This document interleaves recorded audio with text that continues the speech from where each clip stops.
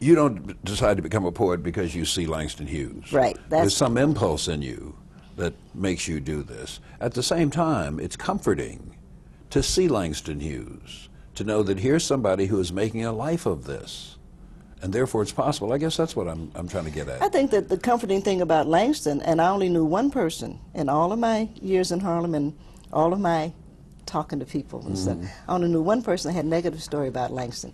So what Langston shows us is that you can be nice.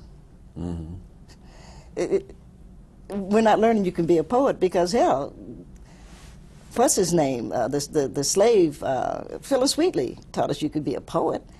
And who did she have to turn to? Do you see what I'm saying? Yes, I guess so. And so, I mean, it's like, who did Harriet Tubman have to turn to?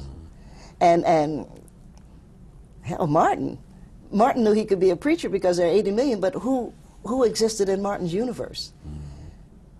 You know, actually, there's only one other star in Martin's universe, and that was Malcolm, because they both could bring something else to the table. But in terms of role models, you can't. I guess I so resist people thinking like that because I think it's about dreams. I think it's about, I'm going to do this, and I'm going to do it as well as I can. And if I could do any one thing, I'm going to do it to the best of my ability. And if it doesn't work, then it didn't work.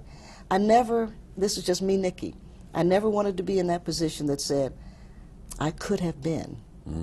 And I knew, and I still know, too many people that say, well, I could have been a dancer, I could have been a writer, I was going to go and, no. You put everything you have into it. And if it works, then you do it. And if it doesn't, then you know this is not for you. Mr. Douglas, by the way, told me, because I was this guy who used to paint, and he's my art history teacher, and so we had to do something. I took some paintings in, and he looked at it. He said, oh, Nikki, he says, you have an interesting mind. And I said, that's very nice, Mr. Douglas, because he was old man. I said, that's very kind of you, Mr. Douglas. He said, but you'll never be a painter. I said, I know that, because it's true. Because I don't have the discipline to be a painter, because I don't want to do it the way it should be done. I came to being a poet because I didn't want to be disciplined. I didn't want to be whipped into shape. I didn't want to be told. I wanted to be free. And poetry is about the only profession that lets you be free. I still want it.